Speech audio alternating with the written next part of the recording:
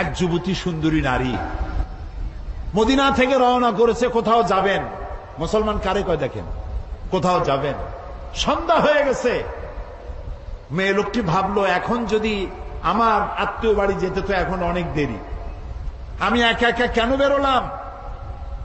দুঃখে ক্ষোভে নিজের মাথার চুল নিজের ছিঁড়তে ইচ্ছে করছে তার।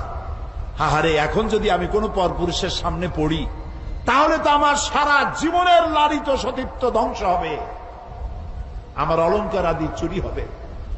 ভয়তে চোখ দিয়ে পানি পড়তেছে। আস্তে আস্তে করে গন্তব্যের দিকে আগাচ্ছে। হঠাৎ দেখতে পেল দূরের থেকে একটা যুবক পুরুষ তার দিকেই আসতেছে। মেয়ে লোকটি ভয়তে বসে পড়েছে। সুন্দরী যুবতী নারী বসে বসে ভয়ের চোটে, এখনই আমার সব শেষ। যুবকটি আস্তে আস্তে করে হেঁটে মহিলাটির সামনে এসে দাঁড়ায়ছে। মহিলা ভয়তে চোখ থেকে দর দর করে পানি পড়ছে। যুবক বলছে কি জানেন? যুবকটি মেয়ে লোকের চোখের উপরে চোখ রেখে বলছে, মা, আমাকে দিয়ে তোমার কোনো ক্ষতি হবে না। মা, তুমি কোথায় যেতে চাও আমাকে বলো, আমি তোমাকে নিরাপদে পাহারা দিয়ে তোমার গন্তব্যে পৌঁছে দেব। আমার পরিচয় শোনো, আমি মুসলমান। নবী করিম সাল্লাল্লাহু আলাইহি ওয়াসাল্লাম এই মুসলমান বানাইছিলেন। এই ছিল তার ইসলাম। অমুসলিমরা মনে করেছিল মোহাম্মদ সাল্লাল্লাহু আলাইহি ওয়াসাল্লাম আমাদের মূর্তি ভাঙতে আসছে। রাসূলুল্লাহ তো মূর্তি ভাঙছেন, কাবা শরীফের মধ্যে অবৈধভাবে মূর্তি উঠাইছিল, সেই জন্য সেগুলো ভাঙছেন। কারো বাড়ি গিয়ে কারো মূর্তি তো ভাঙেন নাই। আছে কোন হাদিস, কোন দলিল আছে যে কারো বাড়ি গিয়ে মূর্তিগুলো ফালাই দিয়েছে তাদের মূর্তি? যেহেতু আল্লাহর ঘর, এর ভিতরে মূর্তি থাকতে পারবে না, তিনি বের করে ফেলেছেন। আল্লাহ তো কোরআন শরীফে বলেছেন, কারো দেবতাকে গালি দিও না। কারো দেবতাকে গালি দিলে ওরা তোমার আল্লাহরে গালি দিবে। কারো মন্দির ভেঙো না, প্যাগোডা ভেঙো না, গির্জা ভেঙো না, কারো উপাসনালয় ভেঙো না। সুবহানাল্লাহ বলবেন না? ওমর রাদিয়াল্লাহু তাআলা আনহু জেরুজালেম দখল করলেন। জেরুজালেম দখল করার পর নামাজে রক্ত হয়েছে। জেরুজালেমটা দখল হয়েছিল আবু উবাইদা ইবনুল জাররাহ রাদিয়াল্লাহু তাআলা আনহুর হাতে। কিন্তু ওরা বলল, যারা শাসন করে তারা বলল যে আমরা তো পরাজিত হয়েছি, তো তোমাদের হাতে নগরের চাবি দেব না, আমরা সারেন্ডার করব, আমিরুল মুমিনিনকে আনো। তা আমিরুল মুমিনিন গেলেন, সে ঘটনা লম্বা, সেটা আমার বক্তব্য না। যাওয়ার পরে নামাজে রক্ত হয়েছে। উনি এখন নামাজের জায়গা খুঁজতেছেন। এক পাদ্রী এসে বললেন যে, আমিরুল মুমিনিন, আপনি কি খুঁজছেন? তিনি বললেন যে, আমি নামাজ পড়বো, আমার তো নামাজে রক্ত হয়ে গেছে। তিনি বললেন, আমাদের গির্জা ছেড়ে দিলাম, আমাদের গির্জায় গিয়ে আপনি নামাজ পড়ে আসেন। ওমর রাদিয়াল্লাহু তাআলা আনহু বললেন, কখনো আমি তোমার গির্জায় নামাজ পড়বো না। কেন? এই জন্য পড়বো না, আজকে যদি আমি তোমার গির্জায় নামাজ পড়ি, অসম্ভব নয়, কোন একদিন কোন মুসলমান হয়তো দাবি করে বসতে পারে, আমিরুল মুমিনিন যেহেতু নামাজ পড়েছেন গির্জায়, এটা গির্জা না, এটা আমাদের মসজিদ। আমি চাই না তোমাদের গির্জা মসজিদ হয়ে যাক। সুবহানাল্লাহ। ইসলাম কি আর আমি বুঝি কি, আর আমি যাচ্ছি কোথায়? ইসলামের চাইতে পরধর্ম সহিষ্ণু জাত আকাশের নিচেও নাই, জমিনের উপরেও নাই। সুবহানাল্লাহ বিহামদিহি। প্রিয় ভাই সব, সুতরাং নবী করিম সাল্লাল্লাহু আলাইহি ওয়াসাল্লাম এই সুন্দর ইসলাম দিলেন। কাফেররা মনে করছিল প্রথমে যে আমাদের বুঝি ধ্বংস করতে আসছেন। যখন তারা দেখল নবীজির শাসনে ইসলাম রাষ্ট্রীয় ফর্মুলায় আসার পর বৃদ্ধরা ভাতা পায়, বয়স্করা ভাতা পায়, বেকারেরা ভাতা পায়, খাবারের অভাব কারো নাই, সকলের ঘরে দুয়ারে দুয়ারে খাবার, নিরাপত্তার প্রশ্নে মানুষ আর দরজা খুলে ঘুমায়, চোরের ভয় নাই, ডাকাতির ভয় নাই। যারা চোর ছিল, ডাকাত ছিল, তারা মানুষের সম্পদের পাহারাদার হয়ে গিয়েছে। নবীজি মদিনার শেষ জীবনে শেষ সূরা যেটা নাজিল হলো, আল্লাহ তাআলা বলছেন, ইযা জাআ নাসরুল্লাহি ওয়াল ফাতহু আরাআইতান নাসা ইয়াদখুলুনা ফি দীনিল্লাহি আফওয়াজা ফাসাব্বিহ বিহামদি রাব্বিকা ওয়াস্তাগফির ইন্নাহু কানা তাওয়াবা। যখন আল্লাহর মদদ আসবে, বিজয় আসবে, দেখতে পাবেন দলে দলে লোক ইসলামে প্রবেশ করছে। নবী করিম সাল্লাল্লাহু আলাইহি ওয়াসাল্লামের ইন্তেকালের আগে দেখা গেল আশেপাশে আর কাফের নাই, সব ইসলামের ছায়াতলে চলে এসেছে, ঘোষণা করেছে লা ইলাহা ইল্লাল্লাহু মুহাম্মাদুর রাসূলুল্লাহ। সুবহানাল্লাহ, সুবহানাল্লাহ।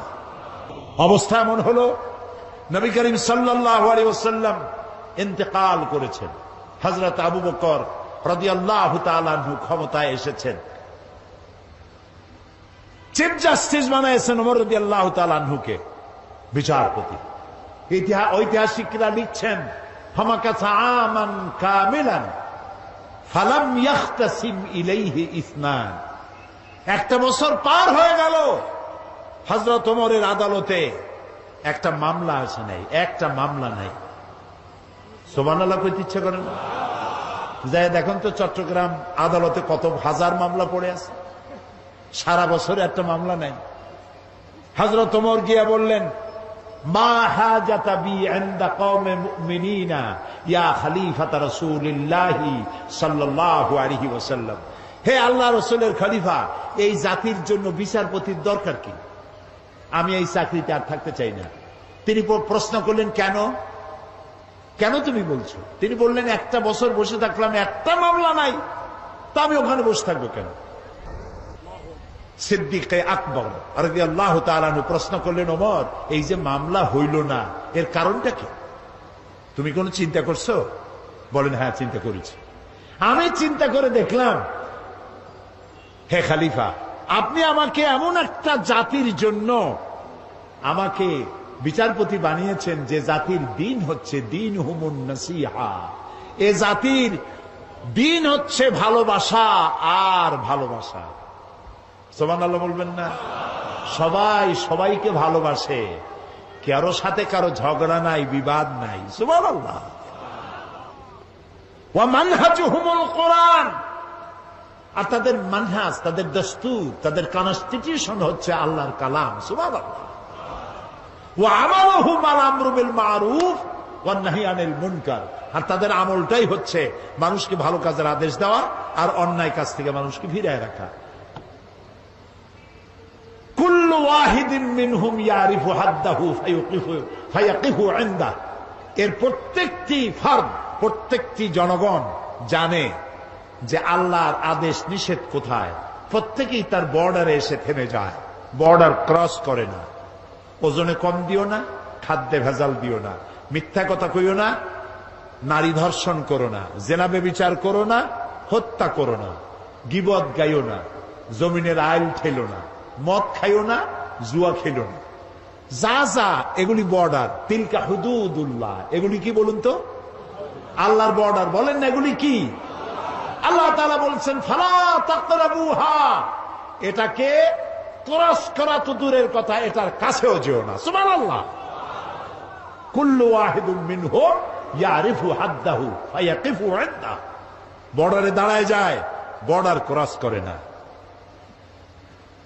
এবং ওয়াইজা মারিদা আহাদুহুম আদুহু, তাদের মধ্যে যদি কেউ অসুস্থ হয় তাহলে তাকে তারা দেখতে যায়। আজকে আমরা এই আমল হারাই ফেলাইছি। দোতলায় মানুষ মরে, তিনতলায় বিবাহ হয়, খোঁজও জানে না, জিজ্ঞাসাও করে না, এই অবস্থা হয়ে গেছে না? প্রিয় ভাই সব, ইসলামী আদতগুলি আমাদের মধ্যে আসা দরকার, আমাদের মধ্যে ইসলামী আমলগুলি হওয়া দরকার। রাসূলুল্লাহ কারো অসুখ হইলে দেখতে যাইতেন, কিছু নিয়ে যাইতেন, মাথায় হাত বুলাইতেন, ফু দিতেন, দোয়া করতেন। সুবহানাল্লাহ। আপনার শত্রু যদি হয়, অসুস্থ হয়েছে, আপনি যদি তাকে দেখতে যান, একটু কমলা নিয়ে যান, একটু বেদানা নিয়ে যান, একটু আঙ্গুর নিয়ে যান। আপনার সাথে শত্রুতা থাকবে, চক্ষু লজ্জার সৃষ্টি হবে। তাহাদ্দু তাহাব্বু, হাদিয়া দাও, মোহব্বত বাড়বে। আর সালাম দাও, গোনো গোনো সালাম দাও। সুবহানাল্লাহ। আফসুস সালাম, রাসূলুল্লাহ বলেছেন সালাম দাও, বেশি করে সালাম দাও। সুতরাং নবী করিম সাল্লাল্লাহু আলাইহি ওয়াসাল্লাম যে জীবন ব্যবস্থা এনেছিলেন, সেই ব্যবস্থা ছিল এরকম, যেখানে ঝগড়াঝাটি ছিল না, মারামারি ছিল না। এই হলো ইসলাম। আল্লাহর কায়দাটা দেখেন। আল্লাহ তো ইচ্ছা, সবচাইতে ক্ষমতা কার বেশি? যারা জবাব দেন নাই তারা কিন্তু বিপদে আছেন। কারণ হলো কোন কোন প্রশ্ন আছে জবাব দিতে হয় পুরুষের মতো ঠাস ঠাস করে জবাব দিতে হয়। ইমানের প্রশ্ন সব থেকে বেশি ক্ষমতা কার? ইনফিনিট পাওয়ার, সীমাহীন শক্তির মালিক কে?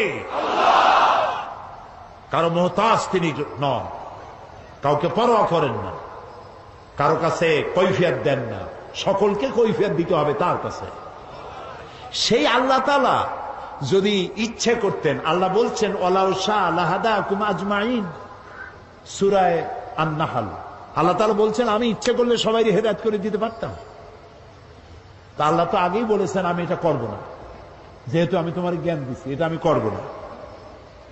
আইন আস্তে আস্তে দেব। নবী করিম সাল্লাল্লাহু আলাইহি ওয়াসাল্লাম নবুয়ত পেলেন, নামাজ কি ওই সাথে হয়েছে? ওই সাথে হয়েছে। অনেক বছর পর নামাজ আসছে, তার অনেক বছর পর রোজা, তার অনেক বছর পর হজ, তার অনেক পরে যাকাত। ইমপ্লিমেন্টেশন, ইসলামের আইনের প্রয়োগ ধীরে ধীরে গ্রাজুয়ালি, একসাথে নয়। আল্লাহ প্রথমে মানুষের জেহেন, মেন্টালিটি তৈরি করেছেন, মোটিভেটেড করেছেন, মোটিভেশন করেছেন, তারপরে আইন দিয়েছেন একটু একটু করে। একটা দৃষ্টান্ত দেব, একটা দৃষ্টান্ত দেই। সব তো মুসলমান, সব ব্যাপারে আইন আসছে, কিন্তু মত সম্পর্কিত আইন তখনও আসে নাই।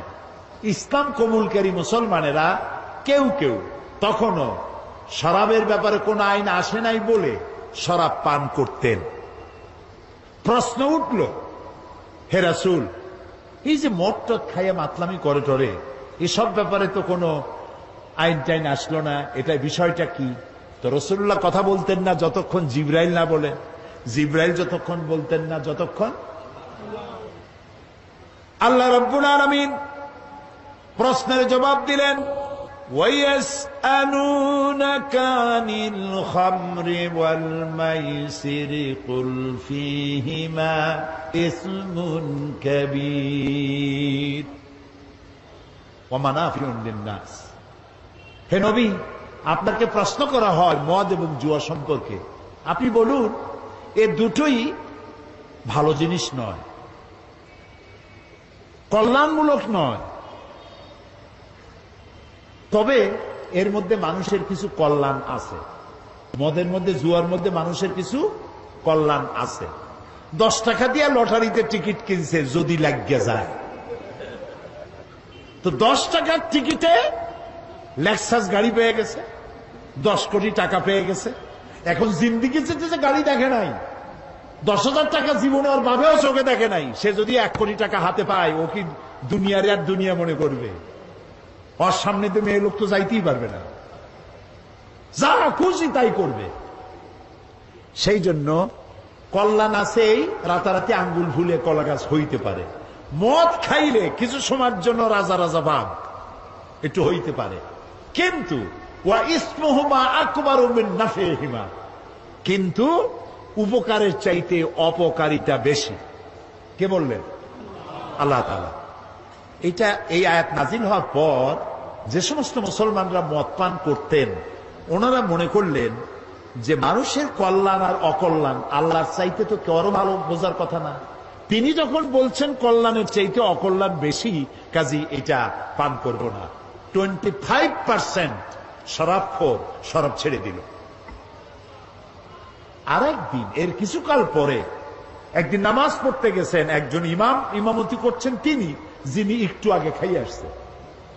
17 পারা শুরু করে 23 পারায় গিয়ে ঢুকছে, মাথা তো ঠিক নাই।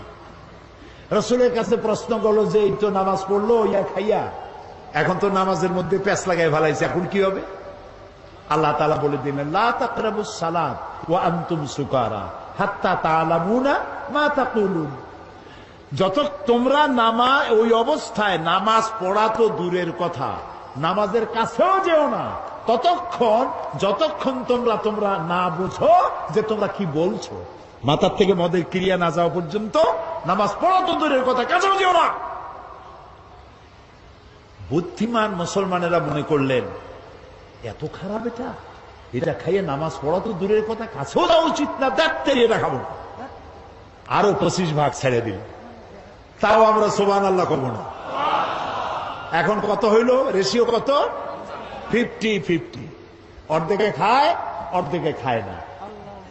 আল্লাহর আইনের প্রতি আনুগত্যের রেশিও যখন এই পর্যায়ে আসছে, তখন চূড়ান্ত আয়াত নাজিল হয়ে গেল, ইন্নামাল খামরু ওয়াল মাইসিরু ওয়াল আনসাবু ওয়াল আজলামু রিজসুম মিন আমালি শাইতানি ফাজতানিবুহু।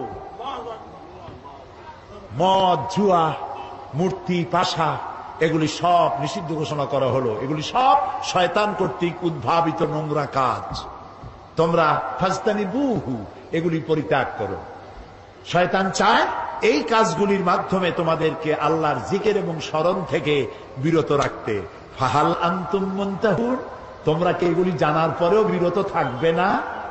তখন তো মাইক নাই, রেডিও নাই, টেলিভিশনও নাই, মোবাইলও নাই। রাসূলুল্লাহ বললেন এই আয়াতগুলি রাস্তায় রাস্তায় তেলাওয়াত করো, যাও। কয়েকজন সাহাবী নামায় দিলেন।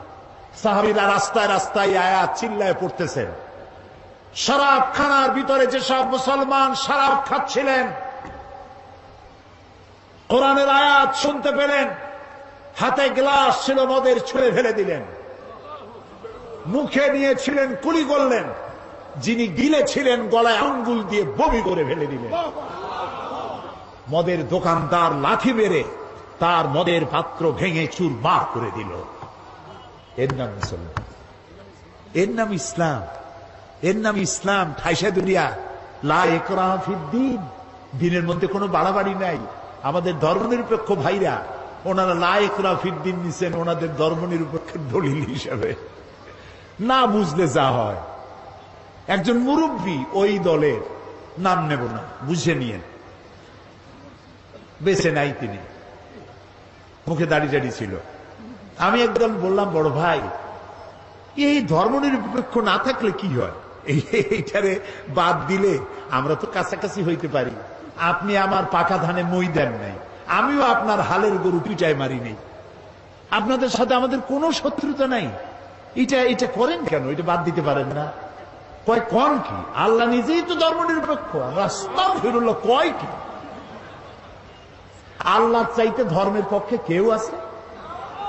এই তো কেবল আমি তো শুরুই করছি, ইন্নাদ-দীনা ইনদাল্লাহিল ইসলাম। আল্লাহ তো বলছেন আমার কাছে পছন্দ কেবলমাত্র ইসলাম। যেরকম কি চিল্লায় বলো, আমার কাছে পছন্দনীয় কেবলমাত্র ইসলাম। তা আল্লাহ তো সব থেকে ধর্মের পক্ষে, আর আপনি কোন কি? কয় যে ওই যে আছে লাকুম দীনুকুম ওলিয়া দিন, ওটাও তো ধর্মের পক্ষে। লাকুম দীনুকুম ওলিয়া দিন, তোমার জন্য তোমার ধর্ম, আমার জন্য আমার ধর্ম। তার মানে কি? তার মানে হলো তুমি তোমার ধর্মের পক্ষে থাকো, আমি আমার ধর্মের পক্ষে থাকি। সুবহানাল্লাহ। প্রিয় ভাই সব, ইসলাম এসেছে এইভাবে, মার দাঙ্গা করে আসে নাই। দেখেন না রসুলের, আমি কি বলবো, আমি তো বলে শেষ করতে পারবো না। নবী করিম সাল্লাল্লাহু আলাইহি ওয়াসাল্লাম তখনও পর্দার আয়াত নাজিল হয় নাই। সাহাবীরাও বসা, মেয়ে লোকও বসা পাশাপাশি। এক যুবক মহিলা, এক যুবক পুরুষ, একটা সুন্দরী যুবতী, চেহারা ভালো লাগছে, তার দিকে এরকম তাকায় আছে। রাসূলুল্লাহ কিচ্ছু বললেন না, শুধু হাত দিয়ে মাথাটা ধরিয়া যুবকের আরেক দিকে ঘুরাই দিলেন, মুখ দিয়া কিচ্ছু বললেন না। যুবক মেসেজ পাইয়া গেছে না? এটার নাম ইসলাম। মারামারি নয়, কলজায় কষ্ট দেওয়া নয়, বোমা মারা নয়, ঠ্যাঙ্গা মারা নয়। আল্লাহ তাআলা বলছেন, ফাবিমা রাহমাতিন মিনাল্লাহি লিনতা লাহুম ওয়ালাউ কুনতা ফাজ্জাল গালিযাল কলব লাম ফাদ্দু মিন হাওলিক। হে রাসূল, আপনার প্রতি আল্লাহর দয়া হলো এই, আপনার কলজাটারে আল্লাহ একদম নরম বানাই দিয়েছে। যেই কাছে আসে সিমেন্টের মতো লাগিয়ে যায়। যদি আপনার মেজাজ খারাপ হইতো, কলজাটা যদি শক্ত হইতো, কেউ কাছে আসতো না, সব দূরে সরে যেত। ইসলাম আসছে ভালোবাসা দিয়ে। সুবহানাল্লাহ। আপনারা বলতে পারেন তাহলে যুদ্ধ হইল কেন? বদর, ওহদ, হুনাইন, ইয়ারমুক, তাবুক, খন্দক হইল কেন? প্রত্যেকটি যুদ্ধ ছিল ডিফেন্সিভ, আত্মরক্ষামূলক। রাসূলুল্লাহ নিজে যুদ্ধ শুরু করেছেন, এরকম একটি যুদ্ধের প্রমাণ কেউ দেখাতে পারবেন না। রাতের বেলায় কোন সাহাবীদের পাঠায় দেন নাই, এই গোত্রের লোকের আমার উপর ঈমান আনে নাই, আমার জ্বালাইছে, যাও আগুন জ্বালাইয়া পোড়ায় দাও। আছে এমন? সব থেকে রসুলকে কে জ্বালাইছে বেশি? আব্দুল্লাহ বিন উবাই। এই আব্দুল্লাহ বিন উবাই রসুল্লাহকে এত জ্বালাইলো, মরার সময় ছেলে পাঠাই দিল রসুল্লাহকে, বলো আমার এই জন্য, আমি যা করছি আমার তো দোজক ছাড়া উপায় নেই, তো রসুল্লাহর একটা জামা যদি আমারে দিতেন, আর তিনি যদি আমার জানাজাটা পড়তেন। নবী করিম সাল্লাল্লাহু আলাইহি ওয়াসাল্লাম জামা দিয়ে দিলেন, জানাজা পড়তে রওনা হইছেন। হযরত ওমর রাদিয়াল্লাহু তাআলা আনহু বলছেন, ইয়া রাসূলুল্লাহ, ওর জানাজা পড়বেন আপনি? এত কষ্ট দিল আপনাকে, ইসলামকে এত জ্বালাইলো, তার জানাজা পড়বেন আপনি? আল্লাহ তাআলা আয়াত নাযিল করলেন, এদেরকে আমি ক্ষমা করব না। রাসূলুল্লাহ বললেন, আমি 70 বার মাফ চাইবো। আল্লাহ বললেন, 100 বারও যদি ক্ষমা চাওয়া হয় মাফ করা হবে না। আপনি যদি ক্ষমা চান অথবা ক্ষমা নাই চান, আমি তাকে ক্ষমা তো করবই না, আর কোনদিন এদের কবরের কাছে আপনি দাঁড়াবেন না। প্রিয় ভাই সব, মারদাঙ্গা করে ইসলাম আসে নাই। ইসলাম এসেছে পরিপূর্ণ মহব্বতের মধ্য দিয়ে, ভালোবাসার মধ্য দিয়ে ইসলাম পৃথিবীতে এসেছে। সুতরাং যারা বোমা মারতেছে ওরা ইসলাম বোঝে নাই। ইসলাম মানেই তো শান্তি। ইসলাম মানে কি গন্ত? শান্তি। আসলাম তু, সারেন্ডার করলাম। আল্লাহ বললেন ইব্রাহিম আলাইহিস সালাম রে, আসলিম, সারেন্ডার করো। ইব্রাহিম আলাইহিস সালাম বললেন কি? আসলাম তু। আল্লাহ তাআলা বলেন ইব্রাহিম আসলিম। ইব্রাহিম আলাইহিস সালাম বললেন আসলামতু লিরাব্বিল আলামিন। সারেন্ডার হয়ে গেলাম, আত্মসমর্পিত হয়ে গেলাম। ইসলাম মানে শান্তি। আর আত্মসমর্পণ করে যারা, তারা হলো মুসলমান। আর আল্লাহর 99টি নামের মধ্যে একটি নাম হলো সালাম। সালাম মানে শান্তি। আমাদের সাথে একজনের আরেকজন যখন দেখা হয় আমরা কি বলি? আসসালামু আলাইকুম। আর আপনি কি করবেন শুনলে? ওয়ালাইকুম আসসালাম। ভুলবেন না, কিন্তু ভুলবেন না। সালাম দিবেন গণ গণ। যার সাথে যার দেখা হয় আসসালামু আলাইকুম, একটু পরে আবার দেখা হইলো আসসালামু আলাইকুম। বাড়ি যায় বউরে দেবেন সালাম। বাড়ি যায় বউরে কি দিবেন? এই সালাম কিন্তু অনেকে দেয় না, মনে করে বউরে দেব সালাম, তাহলে আমার ইজ্জত থাকবে। রাসূলুল্লাহ দিতেন। ঘরের মধ্যে গিয়ে আপনি বলছেন আসসালামু আলাইকুম, তার অর্থ কি আপনি আপনার ঘরের মধ্যে আল্লাহর রহমত দিয়ে প্রবেশ করতেছেন। তবে আজকে স্ত্রীর না বুঝে ফট করে সালাম দিয়েন না। হয়তো স্ত্রী ভয় পেয়ে যাবে যে কোনোদিন সালাম দেয় না, আজ যখন সালাম দিয়েছে খবর আছে। এই জন্য বুঝাই নিবে সালাম দেওয়া সুন্নত। সালাম দেওয়া কি সুন্নত। তাহলে আমরা পরস্পর দেখা হইলে সালাম দেই। নামাজ পড়ে শেষে কি বলি? আসসালামু আলাইকুম ওয়া রাহমাতুল্লাহ। জীবনের শেষ নামাজ কোনটা? জানাজা। সেই জানাজায় আমরা কি বলি?